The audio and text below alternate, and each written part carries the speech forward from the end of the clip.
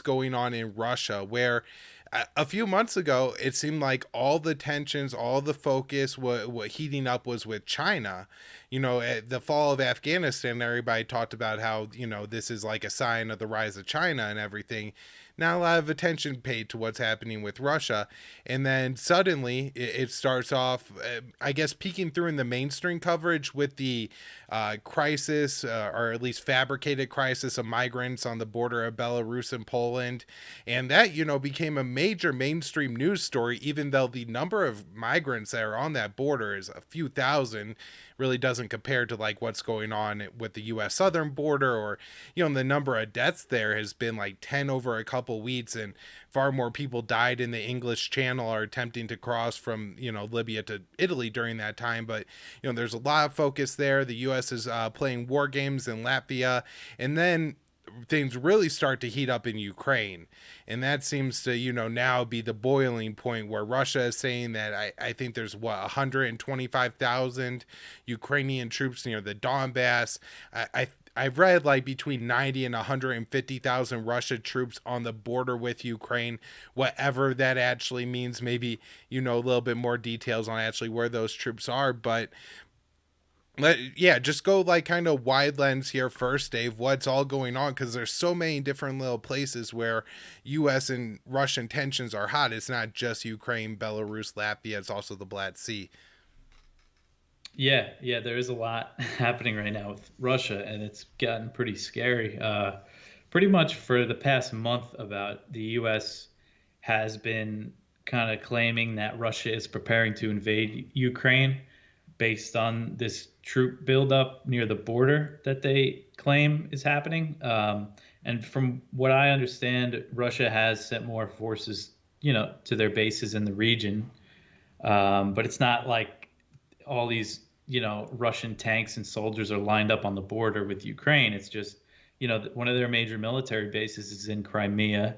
And their military movements, they say, are a response to the increase in U.S. and NATO activity in the region, which has really spiked over the past year. It's really increased since 2014, since the U.S.-backed coup and Russia took Crimea and all that happened. But even just in the past, since Biden came into office, there's been pretty much a constant presence of U.S. warships in the Black Sea. It seems like, and NATO and the UK is there.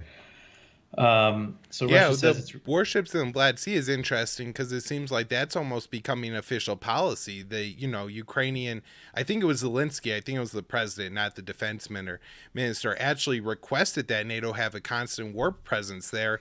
And the next day, the U.S. sent a warship there.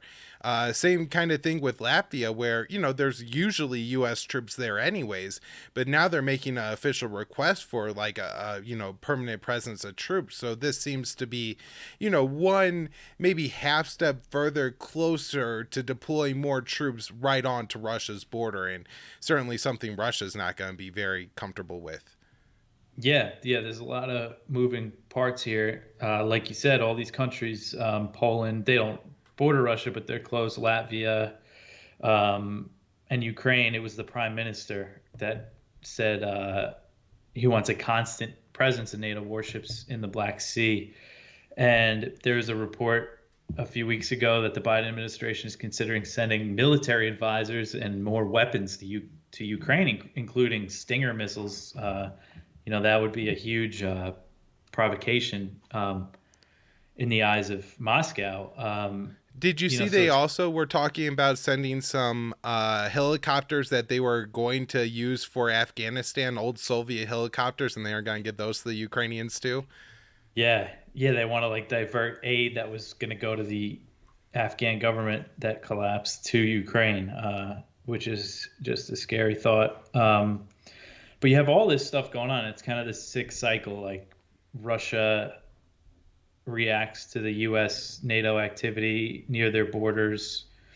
The U.S. claims that they're going to plan an invasion, so it's a reason to send more, and Russia reacts to that, and it's just and you mentioned now Russia is saying that there's about 120,000 Ukrainian troops in the eastern Donbass region where they've been fighting that war since 2014. So now the Russians are accusing Ukraine of a major offensive there. So it's tough to really know what's going on. I don't think Putin wants to invade Ukraine right now. There's not really any reason for him to do it. And the U.S. and NATO just seem really interested in expanding in that area. And they've been warning of, consequences if Russia invades Ukraine. But it was kind of interesting yesterday, Wednesday, in Latvia, there was a NATO foreign ministerial. The foreign ministers of NATO met, and Blinken was there. And Blinken said, if Russia invades Ukraine, we'll hit them with high impact sanctions, he called it, which in a way, he kind of made a concession that if Russia invades Ukraine, the U.S. isn't going to really intervene militarily, at least. So I don't know if that was kind of a nod to Russia to maybe reduce tensions a little. He met with Lavrov today, the Russian foreign minister. I haven't seen too much about the meeting yet. All I saw is more warnings. There's going to be consequences, sanctions if you invade. Russia saying Ukraine, they're trying to restart that war in the Donbass. So again, it's tough to know, but hopefully, with that meeting, things kind of start to wind down, because as bad as things are between the U.S. and Russia, there is more communication between them and, say, China. There's more mechanisms. They've been doing this for a long time.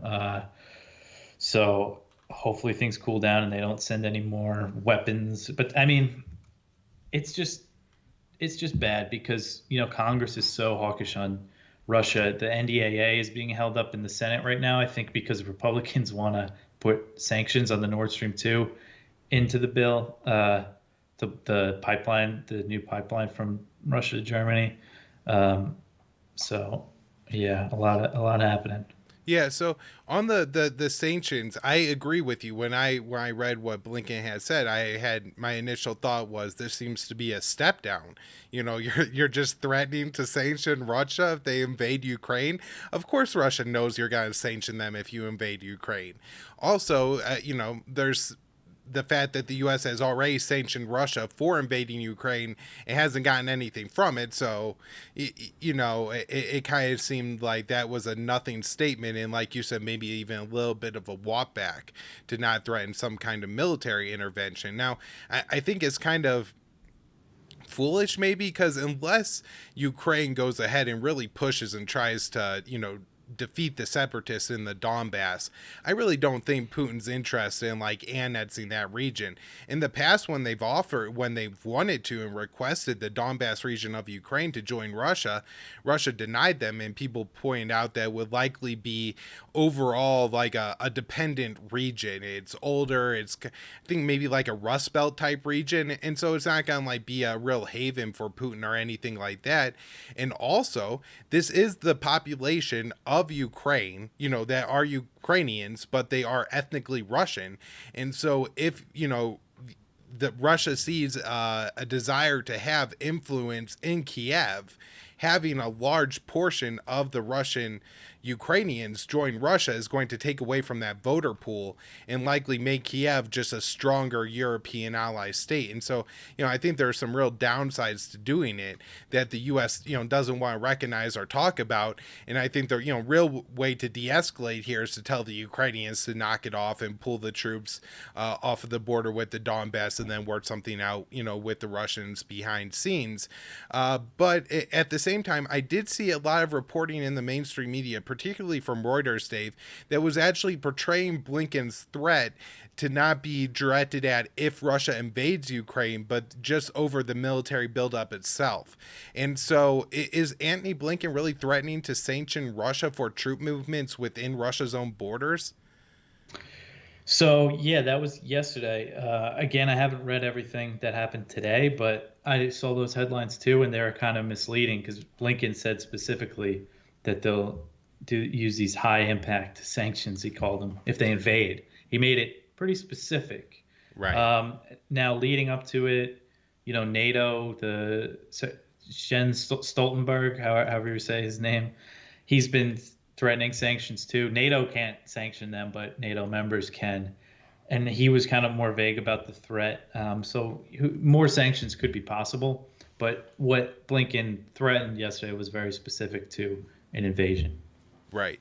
Yeah, yeah. I thought that was the case, but I just wanted to make sure you had seen the same things. My thought was the Reuters staff writer like must have thought Blinken had said it wrong, because why would he say, we're going to sanction Russia, and if they invade, it's not any kind of threat at all. It's just what everybody knows, and so I thought that was interesting. Now, what about sanctions on the Nord Stream 2 pipeline? Are those in play at all? I think Germany still opposes them even with the new government, right? So are they seriously considering sanctioning them? I know members of Congress want to do it, but I think the Biden administration is against it. Yeah, so the Biden administration chose not to sanction the company that is running the project and the CEO. They've put some sanctions on like Russian ships that are working on it, which are kind of meaningless. Although they could have an impact. It could prevent them from getting work done in like a European port, because it could put the shipyard that services the ship as a target of U.S. sanctions. But I don't think that the Biden administration really is going to try to stop this pipeline anymore. Congress really wants them to. But in the last NDAA, it required sanctions on any entities involved in the project.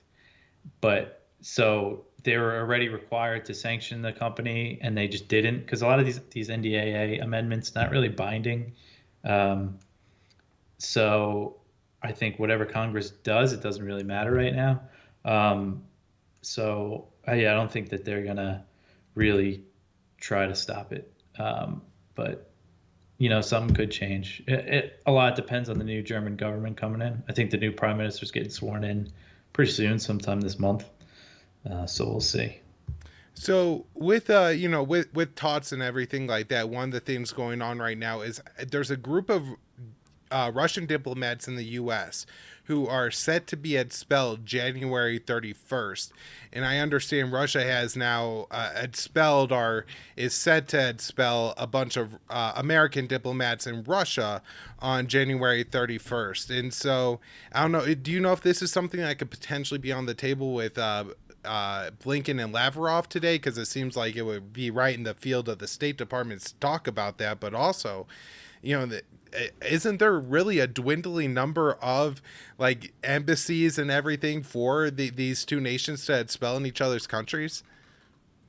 Yeah, so this has been going on for a few years now. The U.S. started taking action against Russia's diplomats at the end of the Obama administration. It really started over the claims of election interference.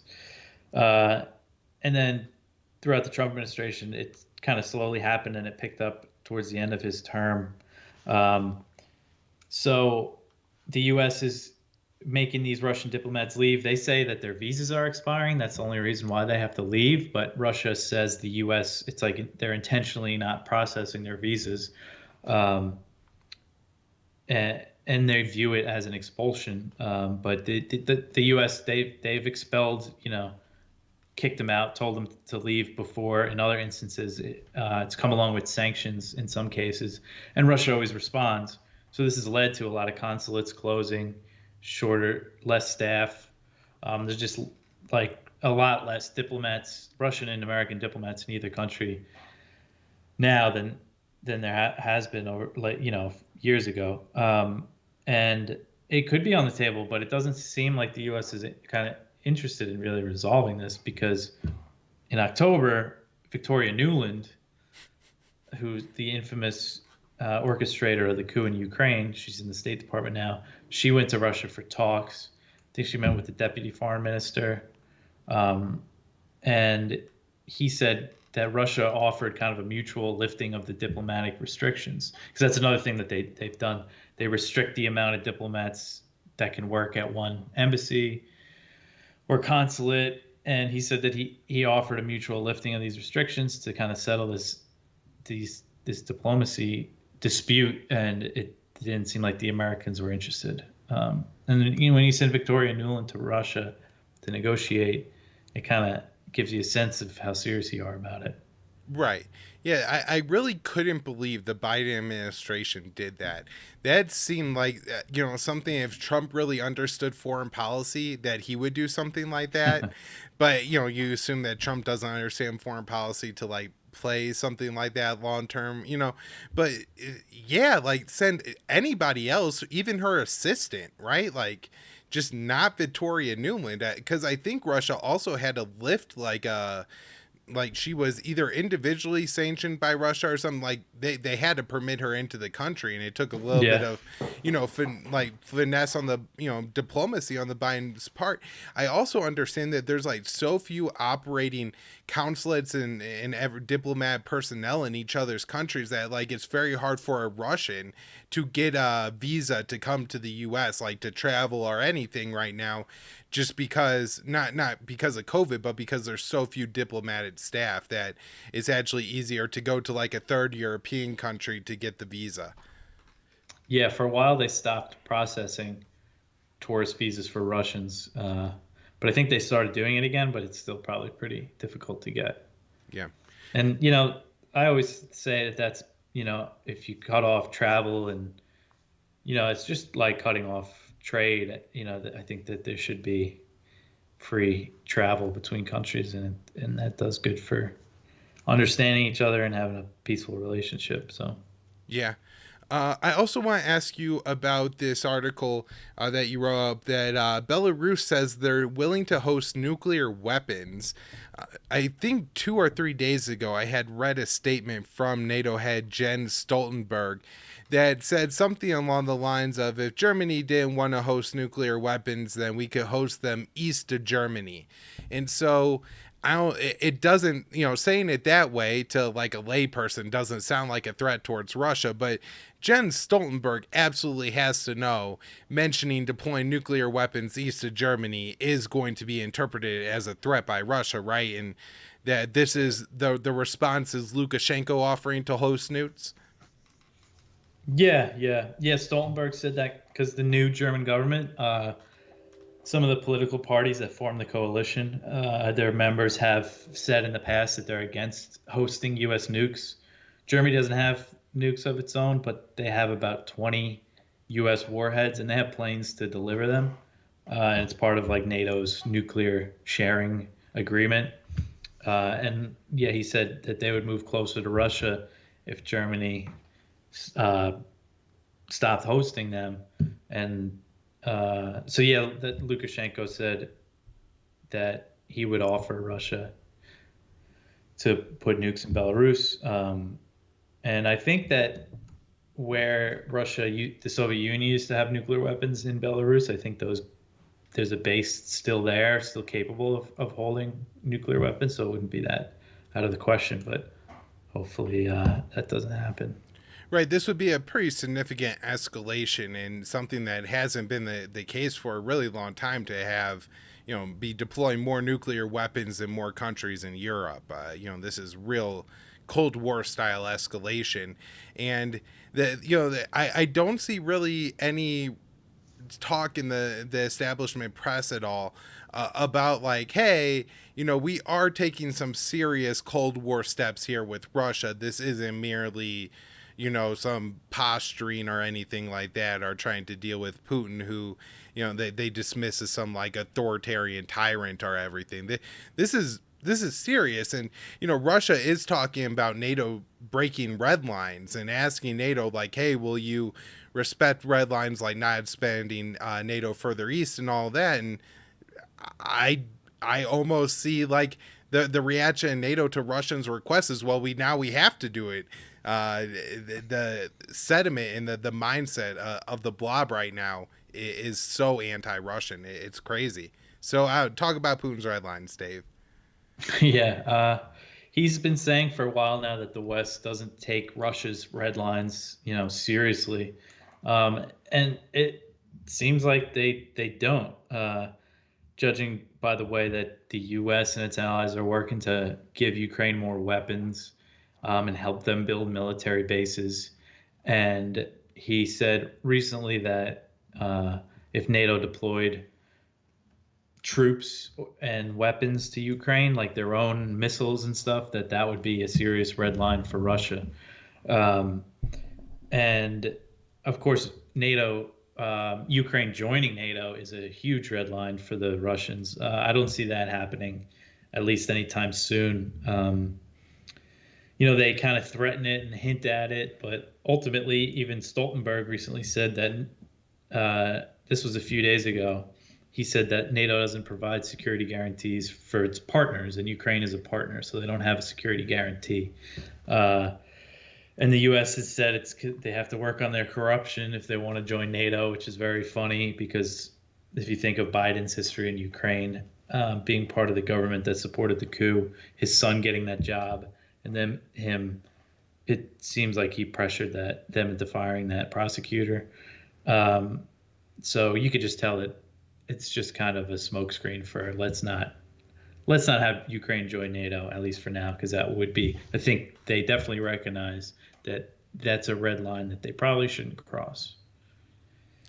Yeah, I guess is that that is the main confrontation right now, potentially between Russia and the U.S. would be over Ukraine. I think I read that Putin said, the probability or the chances of war in Ukraine right now is high. So I don't know. Do you see this escalating further, or do you think we could tamp this down and at least go? Because it's not like although compare this to the situation in April too, where there was something similar happening. Although I feel like this has gone significantly further.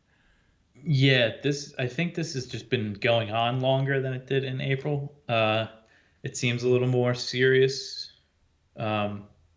It's really tough to say with a situation like this because it's so hard to know what's actually happening on the ground.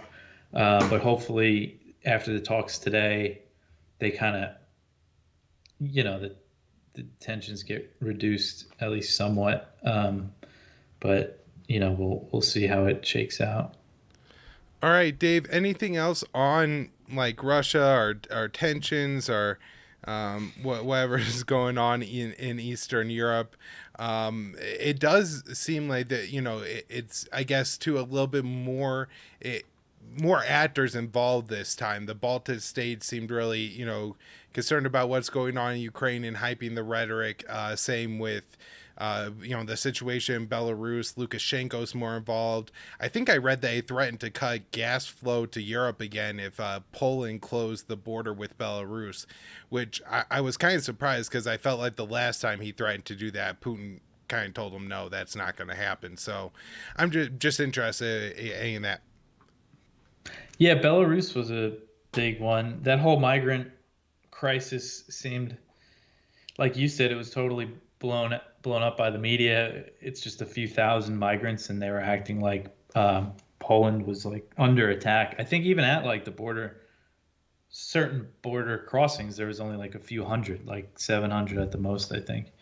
And they said that Lukashenko flew in these migrants from the Middle East and tried to shove them into the EU in retaliation for sanctions, which I doubt. He might have made their journey to the border a little easier. He said that he wouldn't stop them from trying to go into Poland and other countries, but it was just totally blown out of proportion. But yeah, Belarus, he's definitely becoming more and more of an ally to Putin because he doesn't really have a choice. He said the other day that Crimea is legally Russian for the first time.